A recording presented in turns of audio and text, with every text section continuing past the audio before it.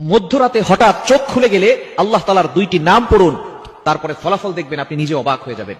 মধ্যরাত, এই রাতটা হচ্ছে রাতের শেষ অংশে যদি আপনার চোখ খুলে যায় তাহলে মনে করবেন আল্লাহ তাআলা আপনাকে সফলতার দ্বার প্রান্তে পৌঁছে দেওয়ার জন্য আপনার চোখটাকে খুলে দিয়েছে। কিন্তু দুঃখজনক হলেও সত্য, আমরা অনেকেই রাতের বেলা হঠাৎ করে চোখ খুলে গেলে অথবা ঘুম ভেঙে গেলে কিন্তু আমরা আল্লাহকে স্মরণ করি না।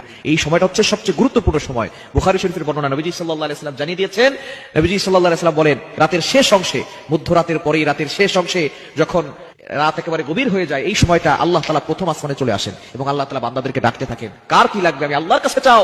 রাতের শেষ অংশে এই সময়গুলোতে, এই সময় যদি আপনার চোখ খুলে যায়, আপনি এই আমলগুলো করতে দেরি করবেন না। আপনার ওযু করার দরকার নাই, ওই অবস্থায় আপনি আমলটি করবেন। আল্লাহ তাআলা দুইটি নাম পড়বেন 11 বার করে। কয়বার?